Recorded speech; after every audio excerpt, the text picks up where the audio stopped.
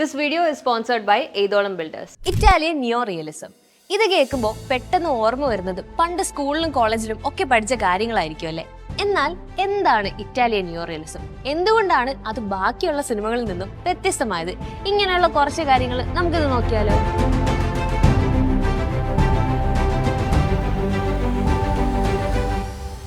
Cinema എന്ന entertainment ഫീൽഡിന്റെ മുഖം തന്നെ മാറ്റിമറിച്ച ഒരു മൂവ്മെന്റ് ആയിരുന്നു ഇറ്റാലിയൻ നിയോ റിയലിസം മൂവ്മെന്റ്.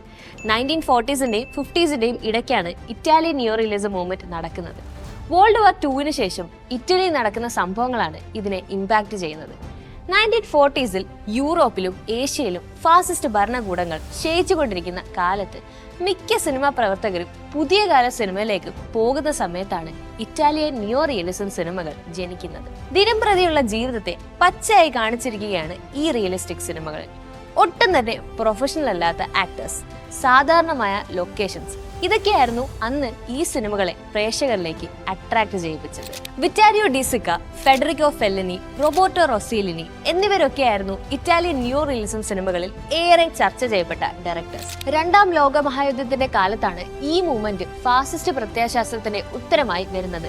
അന്ന് ഭരിച്ചിരുന്ന മുസോളിനിയുടെ സാംസ്കാരിക അടിച്ചമർത്തനുള്ള പ്രതികരണവുമായിട്ട് ഉയർന്നു വന്ന രൂപമാണ് ഇറ്റാലിയൻ നിയോ റിയലിസം മൂവ്മെന്റ്. ആ കാലത്ത് സെൻസർ ചെയ്യപ്പെടാതെ ഒരു സിനിമകളും ഭരണകൂടം ഇറക്കിയിരുന്നില്ല. അങ്ങനെയുള്ള സമയത്താണ് കല സെൻസർ ചെയ്യാതെ സമൂഹത്തെ മൊത്തത്തിൽ പ്രതിഫലിക്കണം എന്ന ആവശ്യവുമായി നിയോ റിയലിസം സിനിമകൾ വരുന്നത്. ജെയിംസ് എം കെയ്ൻസിന്റെ the postman always rings twice എന്ന നോവലിനെ അടിസ്ഥാനമാക്കിക്കൊണ്ട് ലുക്കീനിയോ വിസ്കോന്തി 1943-ൽ ഒസേസിയോനെ എന്ന സിനിമ ഇറക്കുന്നത്. ഇറ്റാലിയൻ നിയോ റിയലിസം സിനിമകളിൽ ആദ്യത്തെ സിനിമ എന്ന് നമുക്കിതിനെ പറയാം. 1945-ൽ Rome open city by Roberto റൊസീലിനി.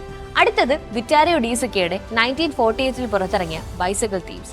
ഒരുപക്ഷെ ഏറ്റവും ഫേമസ് ആയിട്ടുള്ള ഇറ്റാലിയൻ നിയോ റിയലിസം സിനിമയും ഇതായിരിക്കും. ഈ സിനിമയിൽ യുദ്ധകാലം കഴിഞ്ഞ് ഇറ്റലിയിൽ വലിയ രീതിയിൽ ദാരിദ്ര്യത്തിലൂടെ പോകുന്നു. അങ്ങനെ കൊടും ദാരിദ്ര്യത്തിലൂടെ കടന്നു പോകുന്ന സമയത്താണ് ഒരു വ്യക്തിക്ക് ഒരു ജോലി കിട്ടുന്നു. അങ്ങനെ കഷ്ടപ്പെട്ട് ജോലി കിട്ടിയ ആ വ്യക്തിക്ക് ആ ജോലി ലഭിക്കണമെങ്കിൽ ഒരു സൈക്കിൾ വേണം. അങ്ങനെ ഉള്ളതെല്ലാം വിറ്റിട്ട് പുള്ളിക്കാരൻ ഒരു സൈക്കിൾ മേടിക്കുന്നു. എന്നാൽ ആറ്റുനോറ്റ് മേടിച്ച ആ സൈക്കിൾ മോഷണം പോകുന്നു. അങ്ങനെ കളവ് പോയ ആ സൈക്കിൾ കണ്ടെത്താൻ അദ്ദേഹം പാടുപെടുന്നു. ഇതാണ് സിനിമയുടെ ഉള്ളടക്കം. ഇങ്ങനെയുള്ള ഇറ്റാലിയൻ നിയോ റിയലിസം മൂവ്മെന്റ് ഇറ്റലിയിൽ ഉണ്ടാക്കിയ മാറ്റം ചെറുതൊന്നുമല്ല. ഫാസിസ്റ്റ് ഭരണകൂടത്തിനെതിരെയുള്ള ശബ്ദമായി ഈ സിനിമകൾ പിന്നീട് മാറി.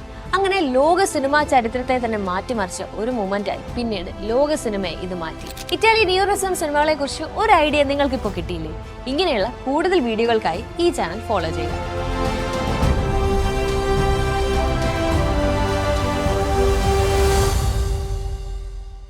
ഒരു വീട് എന്ന നിങ്ങളുടെ സ്വപ്നത്തിന് നിറം പകരുവാനായി Etholam builders. Trained and expert ടെക്നീഷ്യൻസിന്റെ സഹായത്തോടു കൂടിയാണ് ഓരോ വീടും ഏതോളം ബിൽഡേഴ്സ് കസ്റ്റമൈസ് ചെയ്ത് കൊടുക്കുന്നത്. With Etholam builders, your dream of building a home is just a few steps away.